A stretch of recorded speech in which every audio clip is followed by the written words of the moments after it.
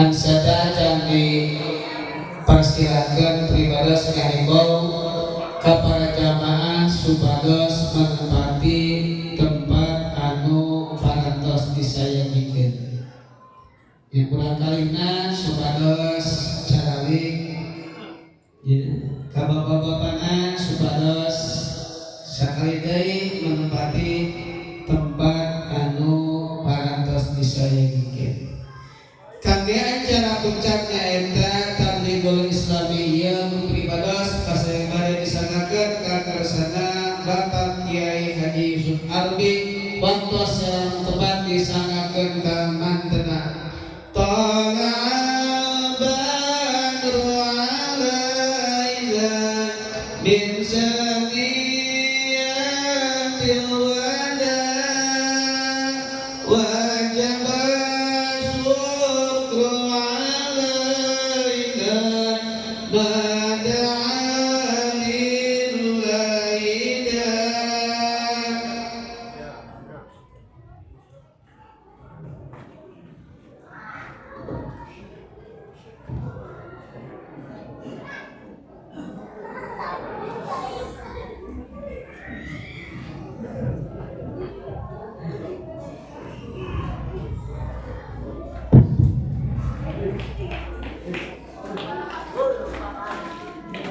Assalamualaikum warahmatullahi wabarakatuh.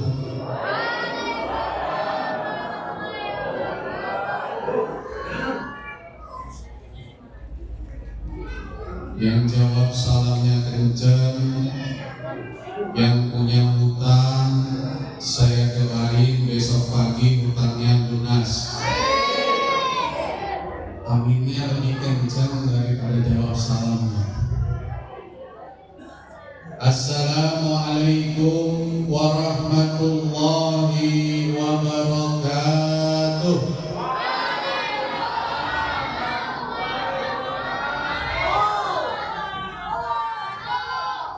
Alhamdulillah, alhamdulillahilladzi ja'alana ummatan وحبب إلينا في جماعة موحدة وجمعنا تحت منهج أهل السنة والجماعة النهدية والصلاة والسلام على سيدنا محمد بن عبد الله وعلى آله وصحبه ومواله. سبحانك لا علم لنا إلا ما علمتنا إنك أنت العليم الحكيم وتب علينا إنك أنت التواب الرحيم.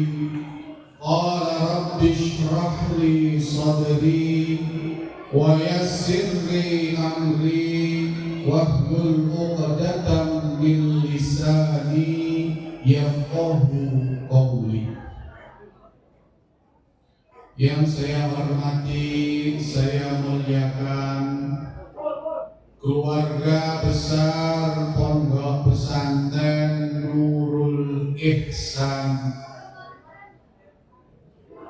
asuhan dari almarhum ajengan Kiki Dasuki,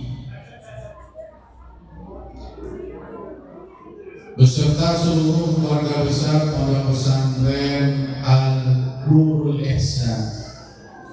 Yang saya hormati, saya muliakan pengurus DKM Masjid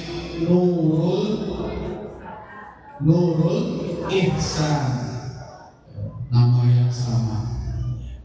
Para kiai, para ajengan, para habaib, para bapak-bapak, ibu-ibu, remajawan, remajawati, adik-adik semuanya yang senantiasa dirahmati oleh Allah Subhanahu wa Ta'ala. Sebelumnya saya minta maaf, abdi terbiasa bahasa Sunda, ibu-ibu hapunten. Ini baru ngapalin tadi, Pak. Kalau disuruh bahasa Sunda, saya ampun angkat tangan. Tapi kalau suruh bahasa Jerman, bahasa Inggris, bahasa Jepang, bahasa Rusia, sama saya juga angkat tangan. Maka alhamdulillah dalam kesempatan ini saya bersyukur bisa bersilaturahim kepada pesantren Nurul Ihsan, ke Masjid Nurul Ihsan di Kampung Cibolang yang insya Allah pada malam 27 Rajab ini Allah turunkan berkah, rahmah dan hidayahnya kepada kampung ini. Saya ingat betul ya, 2 tahun yang lalu Kang Nadi kontak saya untuk bisa ngisi di sini, saya nggak bisa karena lagi berada di Mesir. Tahun kemarin juga sementak saya ngisi Isra Mi'raj, saya nggak bisa karena pas lagi umroh. Isra Mi'raj kemarin saya benar. Sekarang beliau minta lagi, saya kalau nolak kebangetan. Maka alhamdulillah saya bisa bersilaturahim ke Pondok Pesantren Nurul Ihsan, ke Masjid Nurul Ihsan yang insya Allah saya lihat ada logo Nahdlatul Ulama, rasanya adem hati. Ya, karena saya kalau di Jawa Barat, Bapak Ibu sering keliling tugas dari PBNU, dari NU yang ada di pusat, menyampaikan kaderisasi kepada para kiai, para ajengan di wilayah, wabil khusus Bogor, Sukabumi dan sekitarnya. Ya. Tadi ketemu juga ya, dari Jampang Suradep datang ke sini ternyata alumni. Karena saya pernah isi di Pelabuhan Ratu di Haji Andi beberapa kali. Maka alhamdulillah bisa datang ke pondok pesantren ini yang menjaga tradisi ahli sunnah wal jamaah. Rasanya saya bahagia sekali. Walaupun pulangnya nggak dibawain durian, saya udah senang. Tadi saya sepanjang jalan lihat durian kiri kanan. Apa ini yang dimaksud dengan durian Rancamaya? Tapi begitu saya lihat ini bukan durian Rancamaya, ini durian Medan dijual di Rancamaya. Pada kesempatan kali ini saya ingin sedikit berbagi tentang apa yang pernah saya baca berkaitan dengan Qissatul Isra wal Mi'raj. Ada satu kitab yang kemarin juga baru kami terbitkan, kitab yang selama ini belum pernah diterbitkan di Indonesia berkaitan dengan kisah Isra wal Mi'raj. Malam yang luar biasa, malam yang sangat agung, saking agungnya Allah abadikan di dalam surat Al-Isra. Para ulama banyak sekali membahas terkait dengan ini. Tapi ada satu kitab yang luar biasa yang Bapak dan Ibu sepertinya mungkin belum pernah punya. Mungkin baru mendengarnya, mungkin sudah dengar tapi belum sempat baca. Kitab itu saya bawa, tadi saya titipkan untuk dikasih kepada ajengan Ahmad Sanjaya. Judul kitabnya apa? Al-Ayat Al-Kubra fi Syarhi Qissatil Isra. Tanda-tanda keajaiban yang luar biasa tentang penjelasan kisah-kisah seputar peristiwa Isra. Karangan siapa? Karangan Al-Imam Jalaluddin As-Suyuti. Pernah dengar Pak Ajengan Suyuti? Kalau di Sunda jadinya Ajengan Suyuti. Imam Suyuti ini hidup di masa tahun 1000 Masehi. Tinggal di Mesir, besar di Mesir, alim di Mesir, wafat di Mesir. Saking alimnya Imam Suyuti, beliau tidak punya keinginan untuk menikah. Imam Suyuti, Imam Nawawi itu tidak diberikan kesempatan untuk menikah karena saking alimnya. Walaupun dalam kitabnya beliau menyatakan hukum nikah itu sunnah muakkad, tapi untuk beliau hukum nikah itu tidak berlaku karena beliau saking fokusnya pada ilmu pengetahuan. Bapak bayangkan usia beliau wafat kira-kira umur 46 tahun. Saya umur baru 40 tahun, Pak. Mungkin di sini ada yang umur 60 tahun, umur 70 tahun. Tapi kalau dihitung kemanfaatannya, saya baca dalam risalahnya Imam As-Suyuti, beliau memberi catatan, beliau menulis kitab dan risalah jumlahnya hampir 899 kitab. Yang kalau kita baca seumur hidup kita, mati lagi, hidup lagi, mati lagi, belum hafal. Ini saking hebatnya Imam Suyuti. Saya ingin cerita ketika saya membaca satu kitab beliau yang menjelaskan tentang perbedaan bainal musannif was-sa'id. Beliau itu ketika tinggal di Mesir karena tidak cocok sama penguasa. Sama penguasa beliau kalau nasihati keras, tidak ada takutnya, sehingga penguasa tidak senang dengan Imam As-Suyuti. Ulama-ulama juga ada yang tidak suka dengan Imam As-Suyuti, dan beliau mencatat ulama-ulama yang berdebat dengan beliau. Salah satunya adalah Al-Imam Al-Qasqalani. Beliau di akhir hayatnya itu memutuskan menyepi di tengah pulau di kota Kairo, pulau yang kecil, tidak menerima tamu, tidak menerima murid.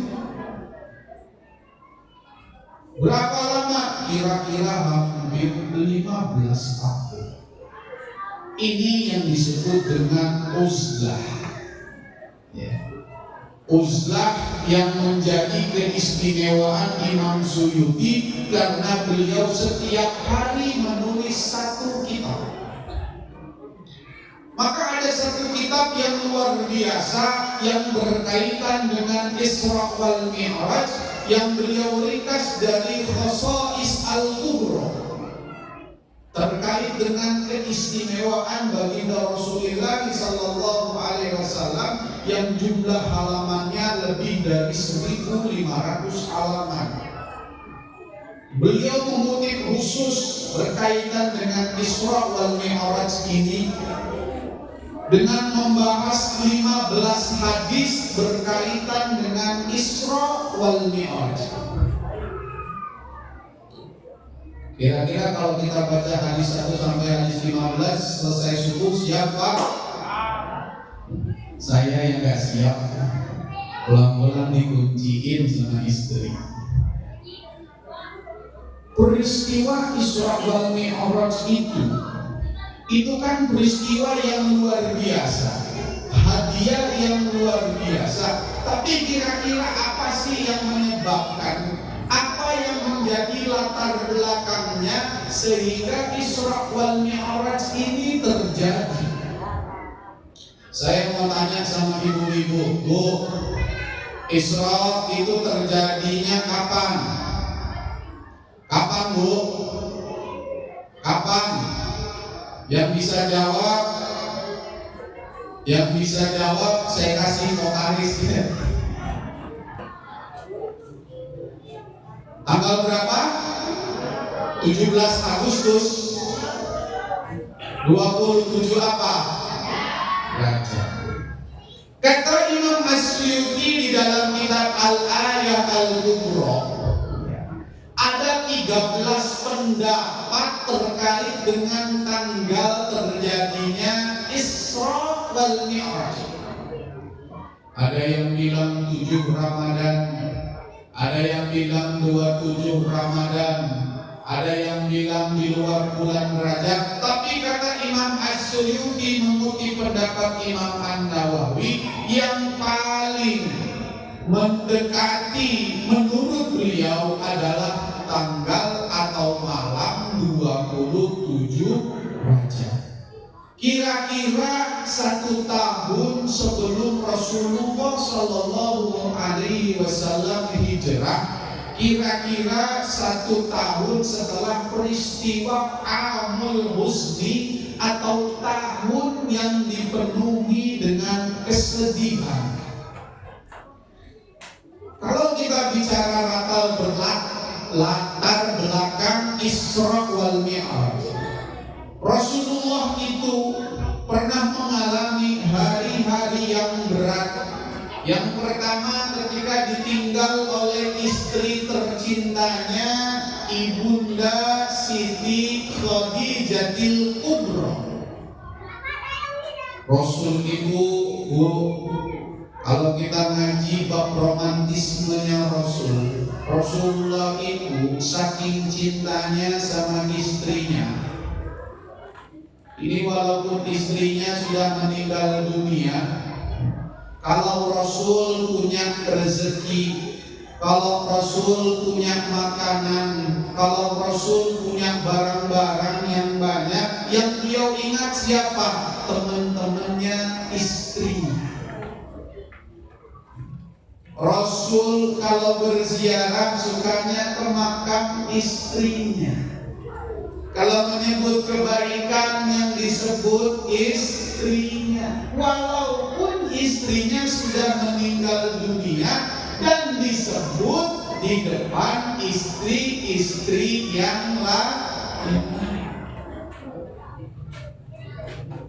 Maka ketika Siti Khadijah yang menjadi pembantu Rasulullah, pelindung Rasulullah dalam dakwahnya, Rasulullah kehilangan yang luar biasa.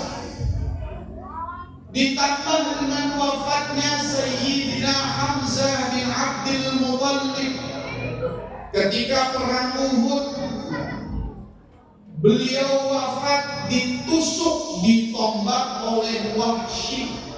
Ditusuk, ditombak, diambil jantungnya, dimakan di depan para sahabat yang ketika itu sedang berperang.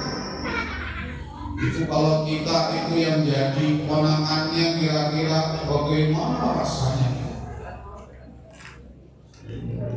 Rasulullah di awal-awal dakwahnya itu kan mendapatkan tentangan yang luar biasa. Dari mana? Dari orang-orang Makkah. Laqad ja'akum rasulun min anfusikum. Telah datang, telah diutus, telah hadir Rasul di antara kalian, yang lahir di tengah-tengah kalian, yang besar di tengah-tengah kalian, yang kalian lihat kecilnya, mudanya, besarnya, yang tidak ada celah sama sekali. Coba kalau kita besar dan lahir di kampung, di sana di kampung Cibolang bener ya? Besar di Cibolang, kawin di Cibolang, ngajar di Cibolang. Orang yang kecil bersama kita itu tahu jeleknya kita. Oh itu dulu, sekarang ngaji Fathul Qorib, bab muamalah. Dulu waktu kecil kerjanya nyolong rambutan sama saya. Dulu waktu kecil kerjanya ngeliatin perempuan lagi nyuci di kali. Ada aibnya, ada cacatnya. Nama tukang bohong, sekarang jadi ustaz. Karena tahu jeleknya. Tapi Rasulullah Sallallahu Alaihi Wasallam lahir di Mekah, besar di Mekah, dilahirkan dengan keturunan mulia di Mekah. Tapi coba lihat perjuangan Rasulullah Sallallahu Alaihi Wasallam, beliau tidak punya celah, tidak pernah bohong seumur hidupnya. Maka julukannya Al-Amin. Tapi coba lihat beliau berjuang berdakwah. Rasulullah Sallallahu Alaihi Wasallam dalam kitab Asy-Syama'il Al-Muhammadiyah ada satu hadis dalam babul khalqi menerangkan tentang apa? Tentang sifat fisiknya Rasulullah, yang di situ bahas al-khuluqi, yaitu akhlaknya. Ada satu kalimat yang luar biasa diabadikan di dalam hadis, wa asdaqun nasi lahjatan wa alyunuhum alikatan. Rasulullah itu orang yang jujur luar biasa. Bercandanya aja jujur, susahnya aja jujur. Saking jujurnya orang-orang Mekah yang gak senang sama Rasulullah itu gak punya celah untuk mencari kekurangan Rasulullah. Abu Jahal saking gak senangnya sama Rasul itu gak mau nyebut nama Muhammad. Kenapa? Karena Muhammad artinya nama yang terpuji. Habis dari mana? Itu ketemu yang terpuji. Habis ketemu siapa? Ketemu itu yang terpuji, tidak mau. Menyebutnya dengan dalikal rajul. Ini yang namanya Abu Jahal, Abu Gosok dan Abu yang lain itu tahu kebenaran ajaran Rasulullah. Tahu bahwa Rasulullah tidak pernah berdusta, tapi rasa sombongnya menutupi akal sehatnya. Bayangkan Rasulullah berdakwah di awal-awal, keluarga dari keluarga luar biasa. Kalau sekarang dari keluarga kiai, Gus, ajengan, kakek-kakeknya bangsawan terhormat. Itu berdakwah dimusuhi, berdakwah diganggu, berdakwah dicaci ketika di Mekah selama 10 tahun awal-awal itu perjuangannya luar biasa. Sehingga Rasulullah melakukan dakwah secara sembunyi-sembunyi, bukan karena Rasul takut dengan dirinya, tapi takut dengan nasib sahabat-sahabatnya, karena rata-rata yang masuk Islam pertama itu adalah minal mustad'afin, orang-orang minoritas yang lemah. Makanya ada satu kitab judulnya Nabiyul Mustad'afin. Gimana enggak lemah? Yang masuk Islam Bilal, kulitnya hitam, budak, enggak punya kekuatan hukum. Budak itu dulu kayak barang, mau kita gebuk, mau kita banting, mau kita bunuh. Kalau laki-laki punya budak perempuan mau dijimat juga boleh. Coba itu, mirip kayak barang diperjual belikan.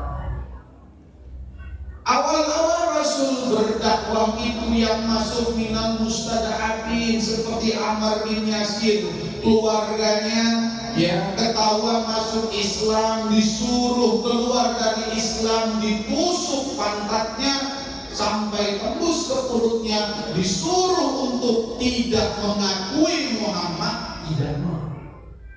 Sehingga turun ayat illa man ukriha wa qalbuhu mutmainnun bil iman. Boleh kalau terpaksa, karena nyawa itu jauh lebih penting.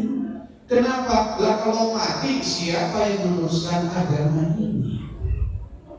Maka kalau jadi Islam, jadi Muslim yang baik itu bukan Muslim yang pengen mati berperang di jalan Allah, tapi untuk menang berperang di jalan Allah. Kalau pengen mati, itu siapa yang terus terusin? Dengan kondisi yang seperti ini, umat diancam, umat diburu ketika ketahuan dibunuh. Bahkan para pembesar-pembesar kafir Mekah sudah bersepakat ingin membunuh Rasul. Kira-kira kalau kita itu jadi yang begitu besar di kampung, jadi ustaz di kampung, dimusuhi di kampung, kira-kira betah nggak Pak? Betah nggak? Rasul cari cara. Rasul cari cara bagaimana kira-kira kita bisa punya tempat nggak yang lebih nyaman dan aman buat sahabat-sahabat saya. Ada kepikiran satu kota yang jaraknya 1.500 km dari Mekah, namanya kota apa? Habasyah. Orang kenal dengan sebutan sekarang negara Ethiopia. 1.500 km jaraknya, perjalanannya membutuhkan waktu hampir 1 bulan. Terlalu jauh sekali. Rasul teringat satu tempat yang luar biasa, tempat yang sangat indah, sampai sekarang menjadi tempat yang sangat indah, yang kita kenal sekarang dengan kawasan Taif. Kawasan apa Bu? Taif. Taif itu sampai sekarang menjadi destinasi wajib orang-orang pergi umroh. Padahal di Taif kagak ada apa-apa kecuali anggur sekilo 5.000, delima yang gede 1 biji 5.000. Sama apa biasanya ibu beli? Air mawar. Orang datang ke Taif yang jaraknya kalau naik mobil lebih dari 100 kilo, karena tempatnya puncak, dingin, lembah. Karena saya tanya sama jamaah, ibu mau ngapain ke Taif? Mau naik kereta gantung Pak Ustaz? Jauh-jauh ke Mekah naik kereta gantung, perjalanan pulang dan pergi, kagak dapat sholat subuh di Masjidil Haram, kagak dapat sholat zuhur, kagak dapat sholat asar, kagak dapat sholat maghrib, kagak dapat sholat isya. Kalau saya mahrum ibu, kalau cuma pengen naik kereta gantung, naik kereta gantung di Taman Mini ada 60.000, di Ancol ada juga naik kereta gantung. Rasulullah mendengar di Taif ada namanya Bani Saqif, kabilah besar yang sering membantu orang lain. Rasul memutuskan ke sana bersama sahabatnya Zaid bin Haritsah, budak kecil kurus hitam. Saking jeleknya Rasul minta beberapa putri-putri sahabat untuk menikah dengan Zaid, nggak ada yang mau. Rasul berjalan kaki ke Taif, perjalanan 100 km yang datarannya itu tinggi. Kira-kira dari sini Cibolang ke Bandung itu 90-an kilo. Berarti Taif itu lebih panjang, lebih jauh 10 kilo. Perjalanan gunung menanjak, Rasul habiskan dalam riwayat catatan para sejarawan kira-kira 4 hari berjalan kaki. Jalan kaki Pak. Di Taif Rasulullah tinggal kira-kira 10 hari, pulangnya 4 hari, menghabiskan waktu 18 hari dengan harapan apa? Taif jadi tempat yang nyaman untuk berdakwah selanjutnya, membesarkan Islam. Sampai ke Taif, ke Bani Saqif, Rasul datang ke pembesar-pembesarnya yang diriwayat disebutkan ada 3, Abdul Yalil bin Tulail, ada yang namanya siapa? Hubaib bin Amr, ada yang namanya satu lagi siapa? Mas'ud bin Amr. Datang ketiga tokoh ini, apa yang terjadi? Rasulullah belum masuk ke rumahnya. Rasulullah berada di depannya. Pemimpin besar kabilah Bani Saqif mengatakan, "Hei Muhammad, kalau engkau memang betul-betul nabi, engkau tidak akan minta bantuanku karena engkau engkau terlalu agung, tapi karena engkau bukan nabi, aku nggak pantas menerima kamu, wahai Muhammad.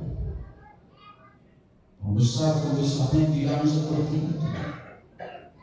Kalau engkau nabi, tentu engkau orang mulia, tapi engkau pendusta, maka engkau tidak berhak berada di depanku.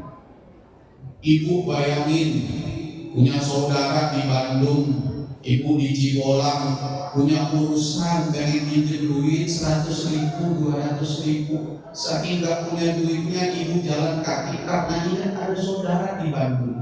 Ibu jalan kaki dengan harapan minimal bisa dibantu, minimal bisa didengar keluh kesahnya. Tapi ibu baru sampai depan rumahnya, padahal udah bawa pongwan isi rengginang buat oleh-oleh. Sampai depan rumah, ibu belum sampai depan rumah udah dibilang, mau ngapain lo? Mau minjem duit ya? Susah memang punya saudara orang miskin. Itu kira-kira perasaan hati ibu bagaimana? Ya Allah, datang jauh-jauh belum dikasih sayur asem, dimaki-maki. Rasulullah datang ke sana dengan harapan menjadi tempat tujuan dakwah berikutnya, dihina luar biasa. Lihat Rasul sabarnya. Kata Rasulullah SAW, oke, kalian tidak menerimaku, saya akan cari tempat yang lain, tapi tolong rahasiakan pertemuan ini. Apa yang terjadi? Trio Bahlul ini kemudian menggalang massa, mengumpulkan anak kecil, mengumpulkan orang-orang untuk apa? Untuk ngarak Rasulullah, ngarak sambil dibilangin orang gila, Muhammad orang gila. Tidak hanya itu, anak-anak kecil diminta untuk melempari batu sehingga Rasulullah terluka dengan lemparan ini. Bahkan sahabat Zaid bin Haritsah yang berusaha menjaga Rasulullah juga ikut terluka. Ini hebatnya Rasulullah yang diabadikan oleh Imam As-Suyuti. Ketika dalam keadaan terdesak ini, Rasulullah kemudian apa? Beristirahat di satu kebun kurma milik Atabah bin Rabi'ah dan Syaibah bin Rabi'ah. Orang Mekah, musyrik Mekah, punya kebun di Taif. Kayak orang Jakarta punya villa di Puncak. Rasul bersembunyi di balik batu. Ketika bersembunyi itu, Atabah dan Syaibah merasa kasihan dan iba dengan Rasulullah, terus minta budaknya yang namanya Adas dari Irak, orangnya hitam, dari Nuwaiwah nama daerahnya, itu minta petikin setandan anggur kasih kepada Rasulullah. Begitu dikasih satu tandan anggur, Rasul mau makan, Rasul bilang Bismillahirrahmanirrahim. Adas budaknya Atabah dan Syaibah kaget.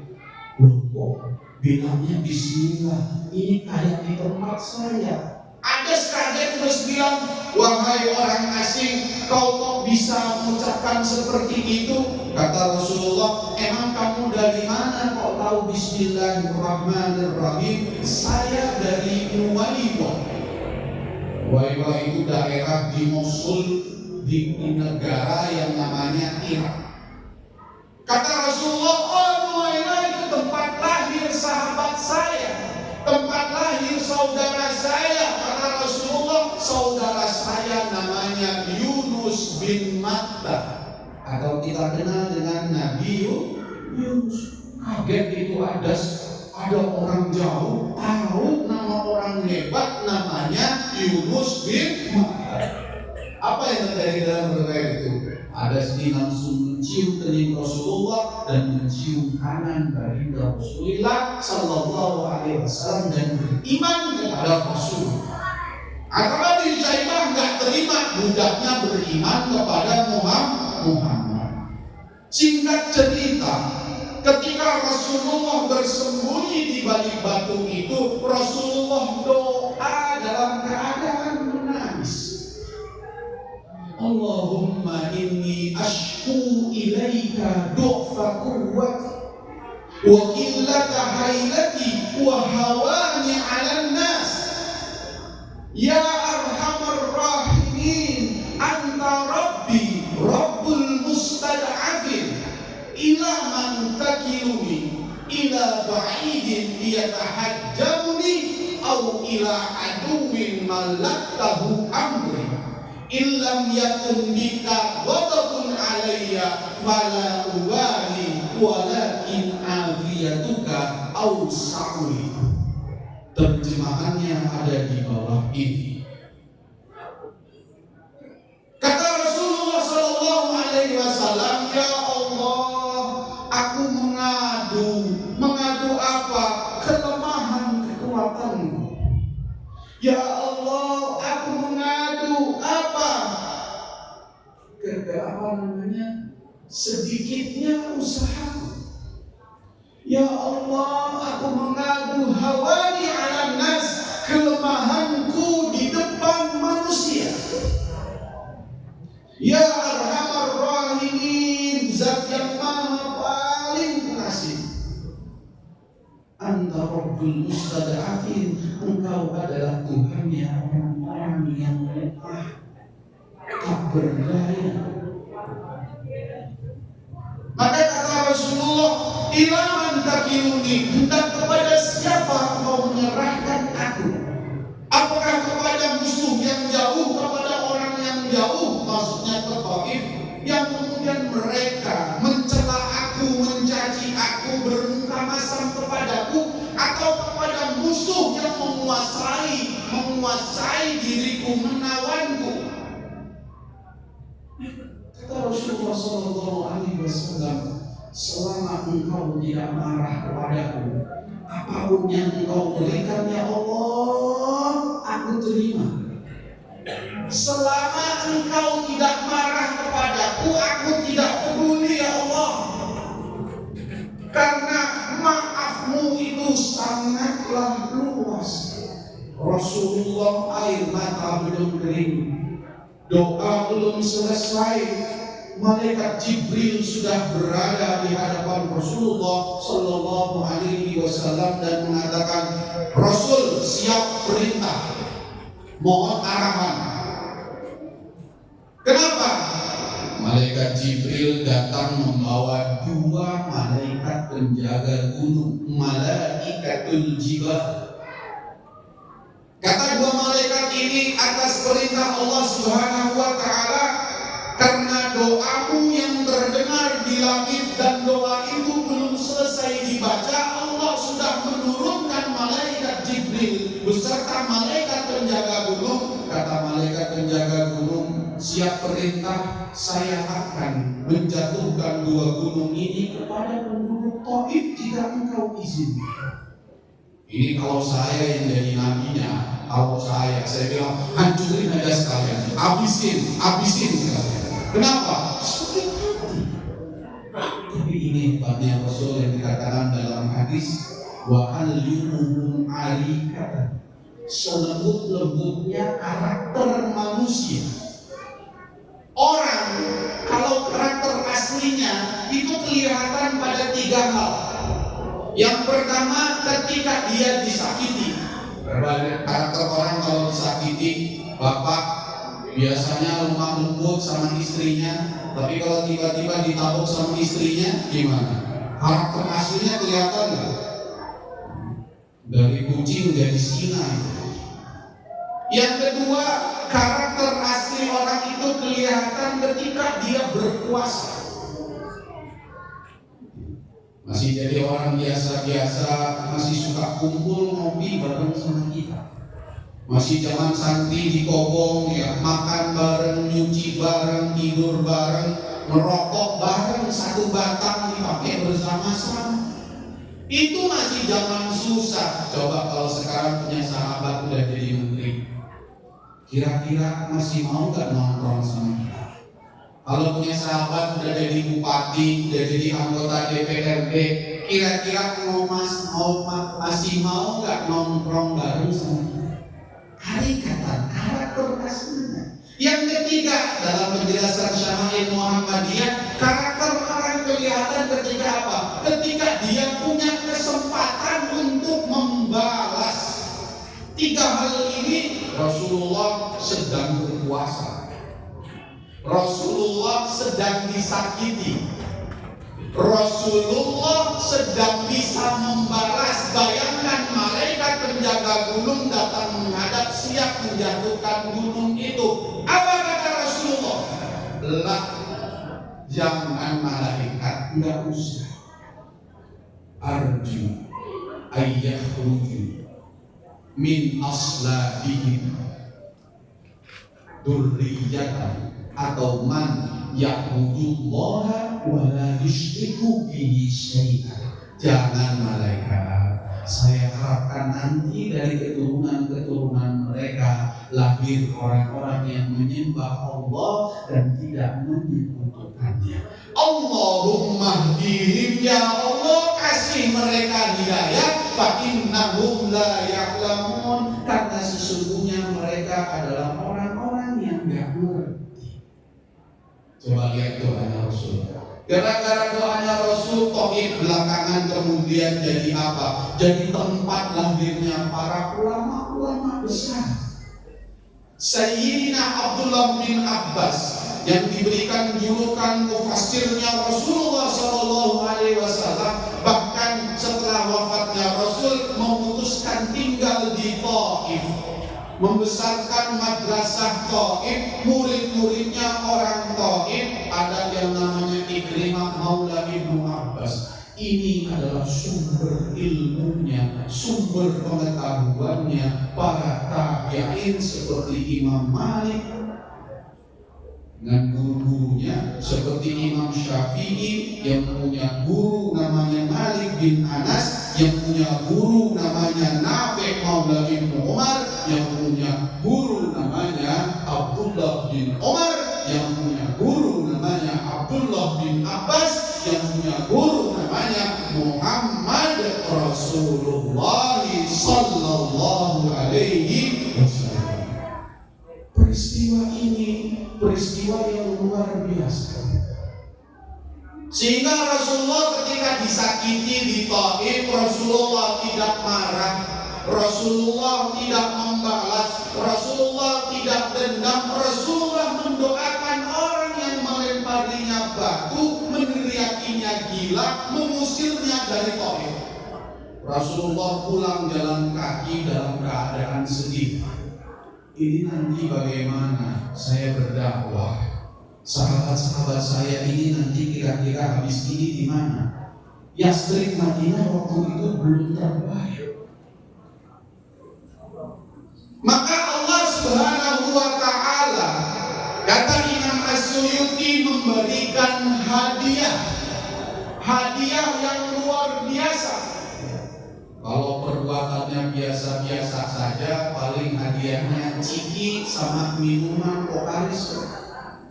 Tapi ini perbuatan yang luar biasa yang menggetarkan langit, yang membuat para malaikat turun. Allah ganjar dengan apa? Subhanalladzi asra bi 'abdihi lailan minal masjidil harami ilal masjidil aqsa. Allah kasih hadiah jalan-jalan. Maha suci Allah yang sudah memperjalankan. Kata subhana, ini menunjukkan perbuatan Allah yang maha suci dari apa? Dari tuduhan orang-orang. Rasulullah ketika habis berangkat dari Mekah ke Yerusalem, jaraknya kira-kira 1.300 km dari Mekah. Perjalanan berangkat naik unta membutuhkan waktu 1 bulan, pulang 1 bulan. Rasulullah pagi-pagi keluar rumah, ketemu yang namanya Abu Jahal. Nanti habis dari mana? Romannya capek benar. Kata Rasulullah, saya habis dari Baitul Maqdis. Abu Jahal matanya kaget. Dari mana? dari Baitul Maqdis. Kapan berangkatnya? Semalam. Sekarang udah pulang. Iya. Kabar bagus nih. Kabar bagus. Sebentar Muhammad, saya kumpulin dulu orang-orang biar dengar cerita dari NU. Para ulama menjelaskan Abu Jahal sebenarnya luar biasa karena ini kesempatan untuk apa? Membuli Rasulullah Shallallahu Alaihi Wasallam. Dikumpulin orang-orang, Muhammad udah gila, ayo sini kumpul. Begitu kumpul dengan Rasulullah, coba katakan, kamu habis dari mana? Saya habis dari Baitul Maqdis. Kata Abu Jahal, coba yang pernah ke sana cerita berapa perjalanannya? 1 bulan berangkat, 1 bulan pulang. Tuh lihat, ente katanya berangkat semalam, sekarang udah sampai. Bagaimana caranya? Abu Bakar bilang, Abu Bakar, ente temennya, ente percaya? Kata Muhammad. Kata Abu Bakar, pokoknya apapun yang dikatakan Rasulullah, mau kayak gimana pun dia bilang, gua percaya. Kita jangan-jangan Pak, kalau hidup di zaman itu juga nggak percaya. Coba orang tahun 1970-an, kalau dibilangin ya sekarang ada orang bisa pegang handphone di Indonesia, satu lagi pegang handphone di Amerika, bisa video call gratis, yang penting punya kuota. Orang tahun 80 bakal bilang, gendeng lu ya. Nah mungkin bagaimana caranya orang bisa ngobrol, ada videonya, ada mukanya, ada suaranya, bisa langsung nyambung dengan jaraknya Amerika yang luar biasa aja. Buat kita itu mustahil. Tapi zaman dulu ada teknologi yang namanya buruk. Kata Abu Jahal, gak mungkin ente bisa mengatakan ente pergi secepat itu. Kata Rasulullah, iya saya berangkat secepat itu. Saya sampai dengan kedipan mata ke Baitul Maqdis. Kalau begitu saya akan panggil orang, kata Abu Sufyan, panggil orang-orang yang pernah ke Baitul Maqdis. Tolong Muhammad ceritakan kayak apa sifat masjidnya Baitul Maqdis. Rasulullah menjelaskan sifat Baitul Maqdis itu dengan detail.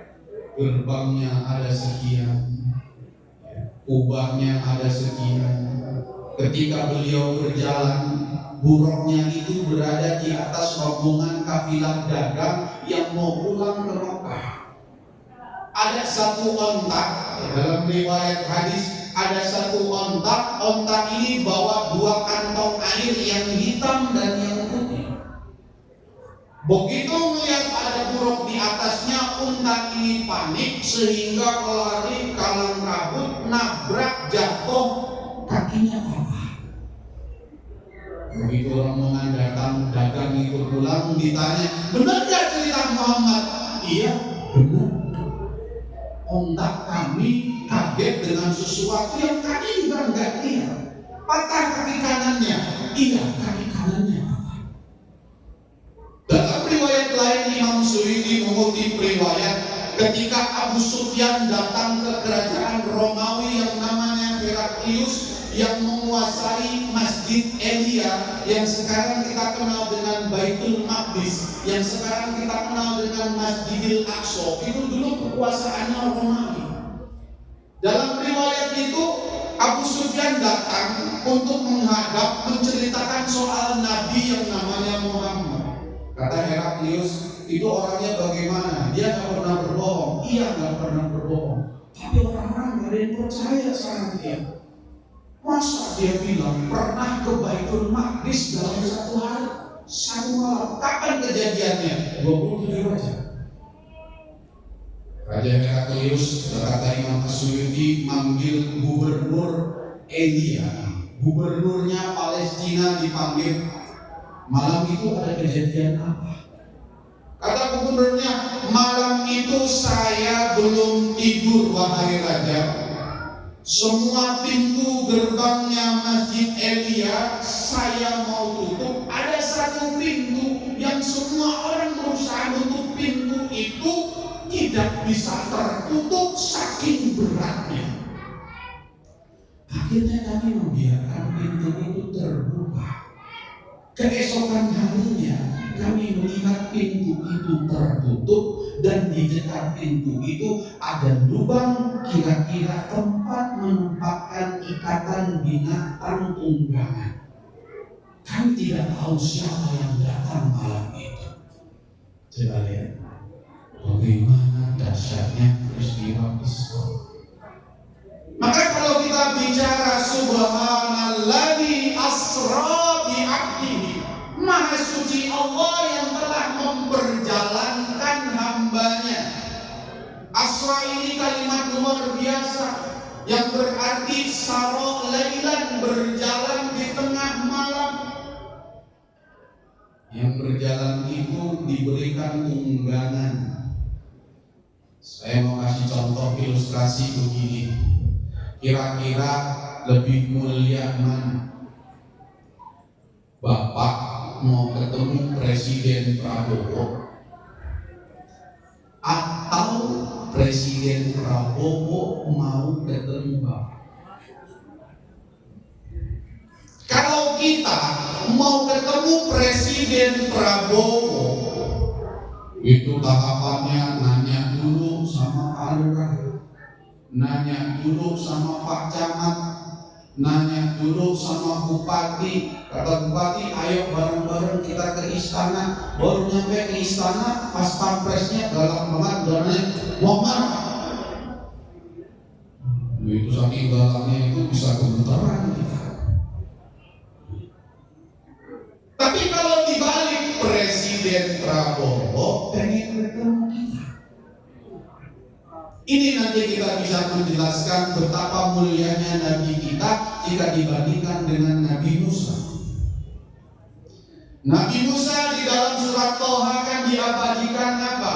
Kepingin apa? Bertemu dengan Allah Subhanahu wa Ta'ala. Umatnya Nabi Musa kan kurang ajar luar biasa. Musa, saya pengen beriman, tapi syaratnya melihat Allah dulu. Ada apa kata? Begitu bilang begitu, dikasih sokikoh, kasih pekir, kesambar, mati semua, hidup lagi. Begitu hidup Musa, umat yang lain kan punya sesembahan. Boleh dong kita dikasih sesembahan kalau Tuhan gak bisa dilihat? Musa, gimana caranya? Pengen makan makanan dari langit, GoFood dari langit, dikirim mana wasalwa. 40 hari 40 malam dikirimkan oleh malaikat makanan dari surga.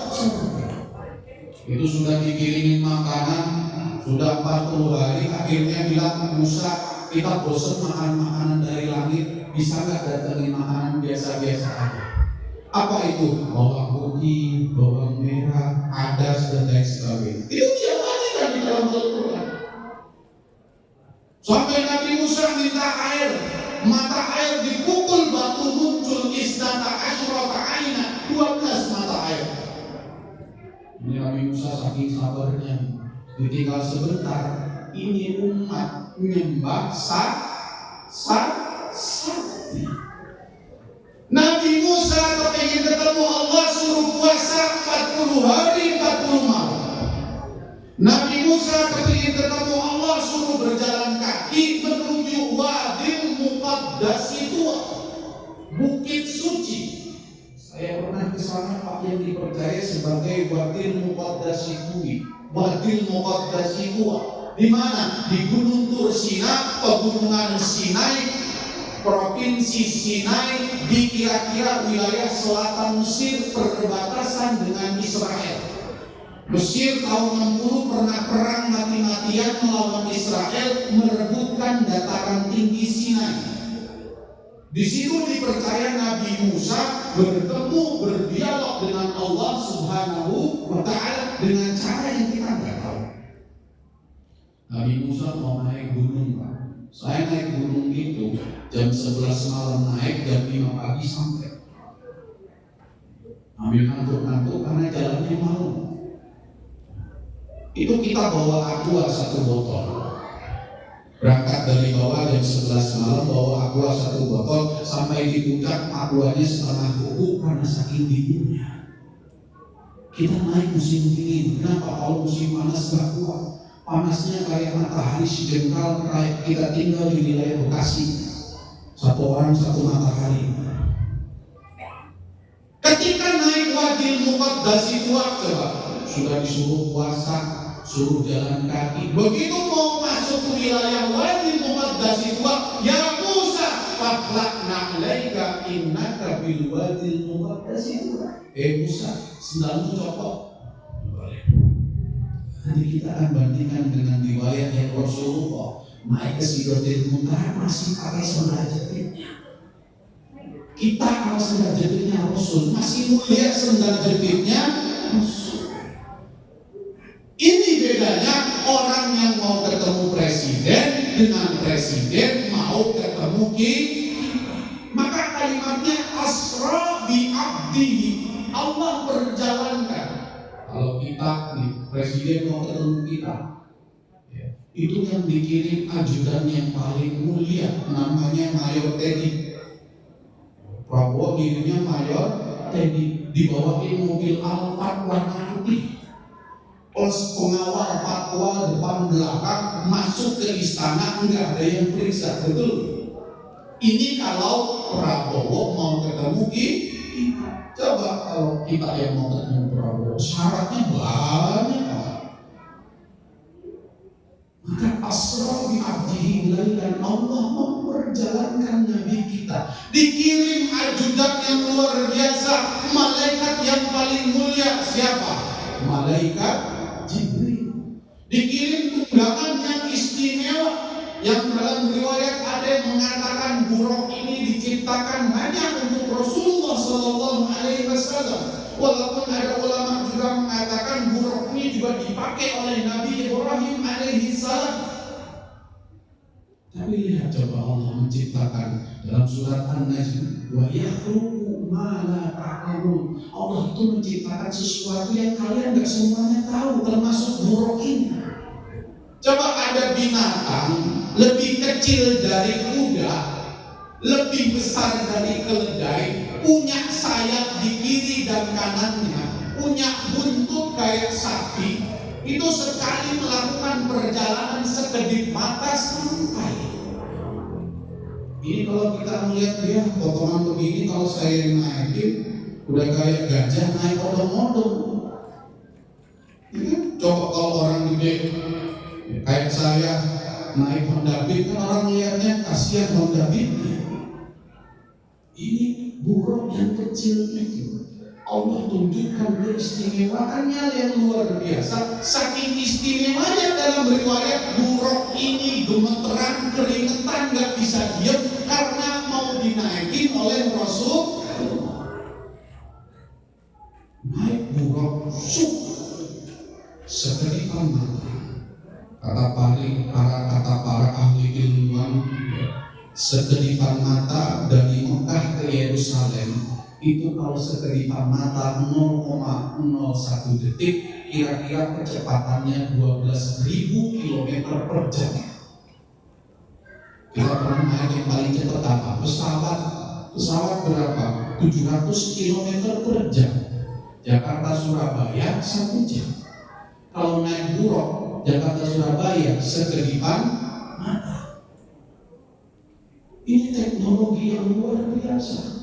Bayangkan teknologi ini yang kemudian bisa mengantar sampai ke langit.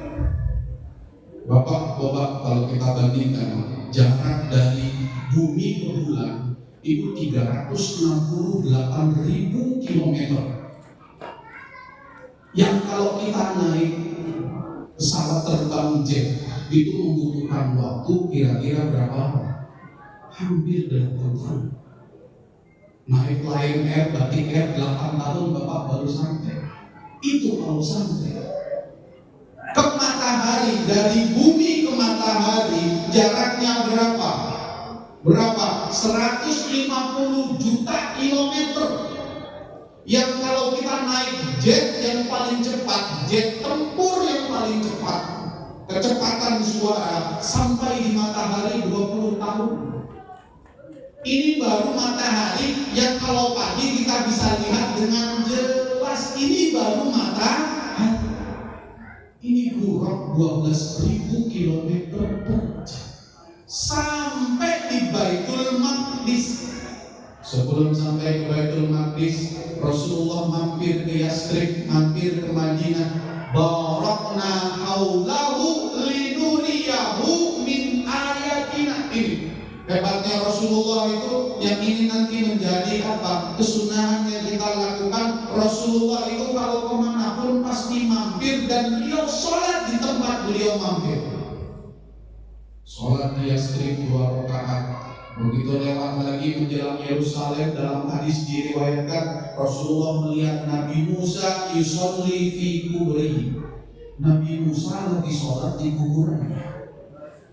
Sehingga Imam Al-Baihaqi bikin kitab Hayatul Anbiya fi kuburihim, kehidupannya para nabi-nabi di dalam kuburnya. Rasulullah sampai di Yerusalem, Rasulullah sampai di Baitul Maqdis. Baitul Maqdis itu kawasan Masjidil Aqsa, Pak. Bukan masjid yang kuning, bukan, keliru gitu. Bukan masjid yang kuning emas yang disebut dengan Dome of Rock, disebut dengan Qubbatus Sahra, kubah yang kuning, bukan. Masjidil Aqsa itu area yang sangat luas. Kira-kira panjangnya 400 meter, lebarnya 380 meter. Hampir 14 hektar. Di dalam kawasan ini ada 5 masjid, ada 15 kubah, ada 15 gerbang. Yang sholat di situ 1000 kali pahalanya lebih besar dari sholat di tempat yang dia biasa. Rasulullah sekejap mata sampai ke sana. Rasulullah turun dari buruk. Malaikat Jibril kemudian memasukkan jarinya ke satu dinding, yang dinding itu bolong sampai sekarang. Bapak Ibu kalau nanti berkesempatan berziarah ke Masjidil Aqsa, lubang itu sampai sekarang masih ada. Tempat apa? Tempat mengikat buruk. Ini yang dimaksud dengan ikhtiar dulu baru tawakal. Buruk kan gak bakal kabur pakai diikat segala. Di situ Rasulullah sholat 2 rakaat yang sekarang dikenal dengan musola al-buraq, atau musola tempat di mana buraq diikat. Dalam riwayat, walaupun riwayat ini dhaif, guru kami dalam kitab Fathul Mun'im Syarah Sahih Muslim meriwayatkan satu hadis yang ketika itu Rasulullah diundang ke Baitul Maqdis untuk apa? Untuk sholat berjamaah bersama para nabi-nabi yang pernah Allah utus. Beliau menunggu Rasulullah menjadi imam sholat. Masih ada sekarang tempatnya. Kita biasanya kalau ke sana kita sholat di situ. Ini Rasulullah tempat sholat, ini Sayyidina Umar tempat sholat, ini para sahabat tempat sholat. Ada Masjid Al-Qibli, ada Masjid Al-Marwani, ada Masjid Buraq. Ada beberapa masjid di sana yang kita semua nanti bisa berziarah. Mudah-mudahan Allah kasih izin kita berziarah ke Masjidil Aqsa. Amin ya rabbal alamin. Ini baru sampai Masjidil Aqsa, belum langit ke-1, langit ke-2, langit ke-3 sampai langit ke-7. Lanjut nggak Bu? Lanjut nggak Bu? Rasulullah SAW dalam perjalanannya, setelah beliau selesai melakukan sholat sunnah di Masjidil Aqsa, dalam riwayat tiba-tiba di Qubbatus Sahra itu, ya, di tempat yang sekarang nanti kita kenal itu ada batu menggantung, musalla al-mu'allaq. Jadi ada batu gantung kayak batu terbang, di bawahnya kita bisa sholat. Di situ dipercaya yang namanya Mi'raj, yang namanya tangga menuju langit pertama sampai langit ke-7. Kita nggak usah bayangin, jangan-jangan lantai 1, lantai 2, jangan dibayangin. Ini udah beda dimensi dengan kita. Singkatnya, Rasulullah ketemu dengan para nabi-nabi. Riwayatnya macam-macam, tapi yang paling terkenal ketika pertemuan dengan dua nabi. Yang pertama dengan Nabi Adam, yang kedua dengan Nabi Musa. Semua riwayat itu mengatakan kalimat marhaban bin Nabi Saleh, marhaban bibni Saleh. Selamat datang Nabi yang soleh, selamat datang anak laki-laki yang soleh. Ada satu nabi, namanya Nabi Musa. Beliau dalam riwayat itu tinggal di langit ke-6. Ada yang mengatakan tinggal di langit ke-7. Begitu ketemu Nabi, menyebutnya apa? Hadal gulam, bocah ini, bocah ini. Alladzi faddaltahu wa karramtahu, alladzi faddaltahu wa akramtahu. Kata Nabi Musa, ini dia bocahnya yang engkau muliakan, yang engkau utamakan. Bagaimana tidak, Nabi Musa di langit ke-7 tidak mendapatkan kesempatan bertemu dengan Allah. Nabi Musa mau ketemu Allah harus puasa 40 hari 40 malam, harus jalan kaki, harus naik bukit, harus nyopot sendal, itu pun tidak langsung bertemu Allah. Berbincang-bincang saja. Maka bagaimana dengan Nabi Rasulullah Sallallahu Alaihi Wasallam yang di langit ke-7 naik ke Sidratil Muntaha? Kata malaikat Jibril, Muhammad, ini perpisahan aku dengan kamu. Kenapa? Karena kalau aku melewati batas Sidratil Muntaha, batas kemampuan makhluknya Allah Subhanahu Wa Taala, aku akan terbakar beserta seluruh badanku. Sidratil Muntaha itu dalam hadis sahih dalam bab iman kisah Isra wal Mi'raj, Imam Muslim meriwayatkan itu pohon, ya, daunnya ka'adanil fiil, seperti kuping gajah, gedenya kayak kuping gajah. Gajahnya gajah Afrika, bukan gajah Sumatera. Yang kedua, tamratuha, buahnya kalkilali, gedenya kayak gentong. Jadi daunnya kayak kuping gajah, buahnya kayak gentong. Yang malaikat, setiap malaikat duduk diri di atas daun-daunnya seperti burung gagak berdiri di atas pohon.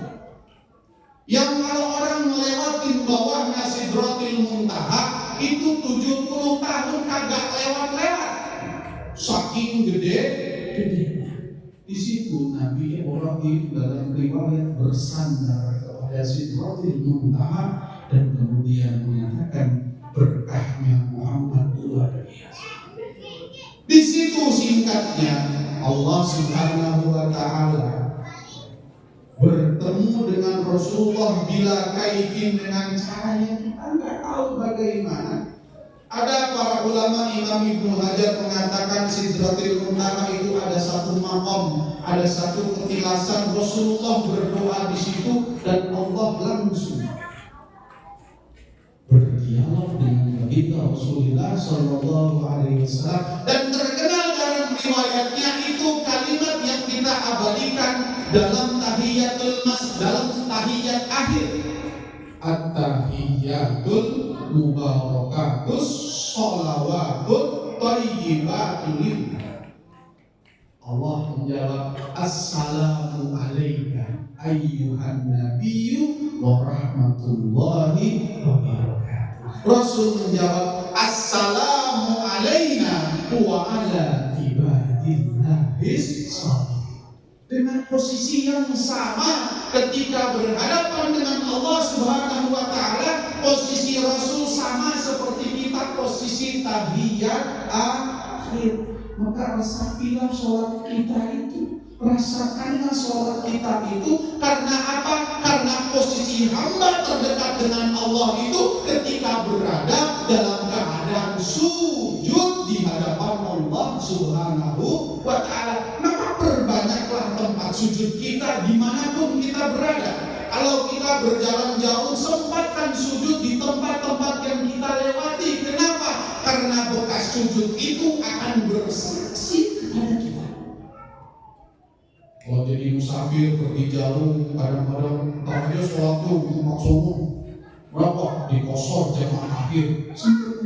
Kadang-kadang orang sholat Jumat sengaja berangkat sebelum Jumat biar nggak usah ikut Jumatan keluarnya. Biar apa? Nanti Pak Ustadz jamaah takhir kosor asar sama zuhur. Padahal keutamaannya luar biasa. Maka sholat adalah ibadah yang perintahnya spesial. Allah panggil penerima perintahnya.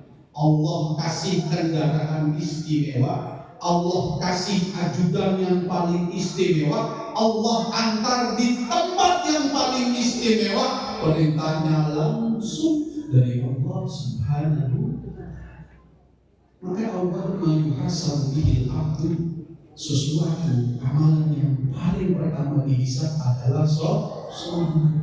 Kalau sholatnya baik, maka ibadah yang lain baik. Kalau sholatnya jelek, maka yang lain jelek. Orang kalau sholatnya baik, kata-kata kotor itu tidak keluar dari mulutnya. Inna sholata tanha anil fahsya'i. Orang kalau sholatnya baik, nggak menyakiti istrinya. Orang kalau sholat baik, nggak bohong sama istrinya, nggak bohong sama suaminya. Orang kalau sholatnya baik nggak korupsi. Orang kalau sholatnya baik nggak mencuri. Orang kalau sholatnya baik nggak berbuat zina, nggak berbuat kotor. Kalau kita sudah sholat tapi masih dosa terus-terusan, maka disebutnya dengan apa? Orang-orang yang sholat tapi sejatinya dia tidak sholat. Kadang-kadang kita sholat Allahu Akbar, ibu-ibu sholat subuh Allahu Akbar. Allah Maha Besar, ya kan? Maha Besar artinya yang lain kecil semuanya, yang paling besar rahmatnya, kasih sayangnya adalah Allah. Ini yang paling agung. Menyamakan takbir itu yang paling agung. Tapi kadang-kadang kita suka kebablasan ibu-ibu, bapak-bapak. Begitu takbir Allahu Akbar, ibu-ibu sholat subuh langsung, ini habis ini masak apa ya? Kata ibu, beli sayur asam apa sayur lodeh? Lalapnya terong apa kecipir? Sambalnya terasi apa dadak? Mikir lama, imam udah mau rukuk. Maka apakah ini yang mau kita bawa di hadapan Allah Subhanahu? Maka kata Rasulullah, manusia, ibadah kalian mah kalau mau dihitung dengan nikmat Allah itu nggak akan seimbang, nggak akan sebanding. Jangan pernah berpikiran menukar ibadah kita dengan surganya Allah Subhanahu wa ta'ala, karena itu nggak akan sebanding. Kata hikam, min alamatil i'timadi alal amali nuqsanur raja inda wujudis salami. Serius sholat yang mau dibawa, sholat yang kayak begitu yang mau dibawa di hadapan Allah Subhanahu wa ta'ala. Maka dalam kesempatan ini, karena Isra dan Mi'raj perintahnya adalah sholat yang luar biasa, saya ingin kasih tips agar sholat kita khusyuk. Ada pertanyaan, Pak Ustadz, bagaimana caranya sholat khusyuk? Apakah kalau kita tidak khusyuk berarti kita berdosa? Satu ketika Rasulullah SAW pernah bertanya kepada para sahabat, sahabat semuanya, siapa yang bisa menjamin sholatnya khusyuk? Sayyidina Ali mengatakan, saya Rasul, saya sholatnya khusyuk. Oke Sayyidina Ali, silakan sholat. Tapi sebelum sholat saya punya hadiah. Apa Rasul? Saya ada yang kasih serban, rida, selendang dari kain wol yang sangat bagus, yang satu dari Syam, yang satu dari Yaman. Zaman dulu yang namanya serban ini barang mahal. Karena orang kaya itu cara sombongnya dengan cara memanjangkan sarungnya. Makanya nggak boleh waktu itu pakai sarung panjang-panjang di bawah mata kaki. Itu konteksnya sombong, bukan soal mata kakinya. Maka ketika bicara itu, saya mengatakan, Rasul, saya pengen sorban yang dari Syam, yang dari Syria. Ya udah, ini sorbannya buat kamu sholat. Begitu Sayyidina Ali sholat, selesai sholat menghadap Rasul, ya Allah Rasul, saya minta maaf. Kenapa Ali? Saya nggak bisa khusyuk. Kenapa nggak bisa khusyuk? Begitu sholat saya kepikiran, tadi coba kalau saya ambil sholat yang dari Yaman, kayaknya lebih bagus. Tuh ya. Kita mudah terdistrasi, terganggu dengan sesuatu yang kita alami. Kadang-kadang begitu sholat Allahu Akbar, depannya lihat ada sarung tulisannya BSH. Ini orang saking kepengennya punya BHS, beli sarung BSH. Kepikiran kita, kalau BSH paling murah BSH BHS Infinity harganya 300.000, masa nggak bisa beli? Naik lagi ke atas deh, pakai sarung, udah sarungnya BSH, pakai kaosnya kaos bola. Tulisannya masih jajal zaman jauh bener, ya kan? Kepikirannya lagi macam-macam. Ada yang sebelah kiri begitu takbir bau durian, sebelah kanan begitu takbir bau ketek. Kepikiran ini orang sialan makan sholat subuh habis makan ketek, baunya alhamdulillah. Kepikiran terganggu sholat kita, iya kan? Maka kata Rasulullah, yang namanya sholat kalau terganggu itu biasa. Guru saya mengibaratkan kalau kita berjalan di pematang sawah, tiba-tiba kita jatuh ke lumpur yang ada di sebelah sawah. Pertanyaannya, apakah kita terus berjalan di atas lumpur itu atau kita bangun dan menginjak pematang sawah lagi? Bangun menginjak pematang sawah lagi. Kalau kita lagi khusyuk, tiba-tiba kepikiran Allahu Akbar, aduh handphone ketinggalan, mana nggak di password, nanti istri buka, bisa repot ini. Soalnya harus nelpon tukang galon, nama handphonenya, nomornya tukang galon. Begitu telepon yang ngangkat Mariam, repot ya. Kita kepikiran kan, begitu kita kepikiran caranya balik lagi kepada Allah Subhanahu wa Ta'ala. Maka dalam penutup ini saya ingin sampaikan, yang pertama, kalau sholat kita di khusyuk, Rasul mengajarkan yadununa annahum mulaqu rabbihim, maka jadikanlah sholat itu seperti sholat terakhir yang kita lakukan. Bayangkan kalau ibu dikasih tahu, Bu, besok nih Bu, malam ini habis Isra Mi'raj, ibu sholat subuh.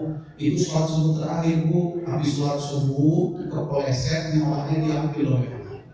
Itu kalau ibu tahu begitu, kira-kira sholat subuh sujudnya berapa menit? Karena apa? Karena ini sholat terakhir buat kita. Mirip kalau kita sakit, lagi sakit udah 4 hari, ya kan? Begitu dapat kesempatan sholat yang pertama itu kan sujudnya lama, nikmat banget. Kenapa? Karena ketika sakit kita berpikiran jangan-jangan ini ajalnya di kita. Maka yang pertama, jadikan sholat itu agar jadi khusyuk sebagai sholat terakhir buat kita.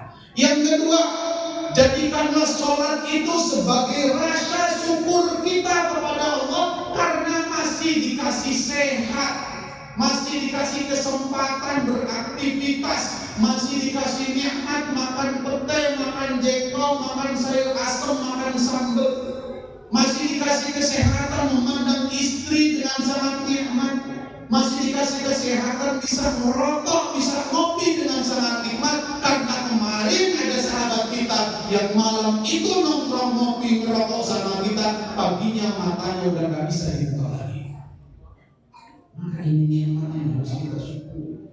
Bangun tidur, nanti bangun tidur nih malam nih sholat subuh, sebelum sholat subuh bangun tidur dibangunkan oleh Allah, bangun yang diambil jangan handphone. Doa dulu, alhamdulillahilladzi ahyana ba'da ma amatana wa ilaihi nusyur. Alhamdulillah masih dikasih melek. Teman kita kemarin tidur nggak melek-melek lagi. Berapa banyak orang yang mau tidur yakin banget besok pasti bangun. Karena apa? Karena sebelum tidur masih sempet-sempetnya maksiat. Yakin banget kalau dia pasti bangun. Maka kata hikam, kalau kita dikasih kesempatan bangun di tengah malam, idza fataha 'alaika wijhatun minal ma'rufi, sempatkanlah untuk ibadah, sempatkanlah untuk bersyukur. Jadikanlah sholat kita adalah rasa syukur kita kepada Allah Subhanahu wa Ta'ala. Sama ketika Rasulullah ditanya oleh Siti Aisyah, Rasul, apa yang kau lakukan sholat malam sepanjang malam dari jam 10 malam sampai jam 4 pagi, sholat 1 rakaat 6 juz, sholat 1 rakaat 3 juz, hatta tarina qadamahu, sampai bengkak mata kakinya. Apa yang kau lakukan Rasul? Kita bengkak paling gara-gara main bulu tangkis tadi. Ini orang bengkak karena sholat. Apa yang kau lakukan Rasul sementara dosa-dosamu tidak ada? Surga menantimu, menunggumu. Engkau orang yang pertama membuka pintu surga. Kata Rasulullah, wahai Siti Aisyah, afala aku abdan syakura. Enggak boleh saya jadi hambanya Allah yang banyak bersyukur. Mari kita jadi hambanya Allah yang bersyukur. Mari kita jadikan sholat kita besok nih, subuh nih adalah seakan-akan sholat terakhir buat kita. Jangan sampai malam ini kita bicara Isra Mi'raj, jangan sampai kita bicara malam ini tentang sholat karena terlalu malam, subuhnya siang. Na'udzubillah, summa na'udzubillah. Saya izinkan cukup sampai di sini. Kalau ada sumur di ladang, boleh kita numpang nanti. Kalau ada umur panjang, boleh saya dibawain duren lagi. Wallahul muwaffiq ila aqwamit thoriq. Wassalamualaikum warahmatullahi wabarakatuh.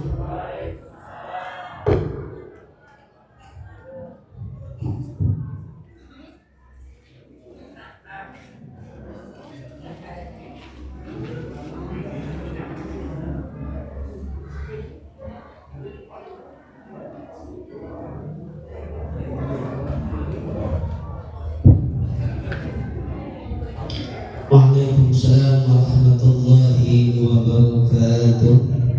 Alhamdulillah wa syukurillah sadayana kantos nupin karena ausan lalu sadaya anu ti Depok. Mudah-mudahan urang sadaya tiasa memperhatikan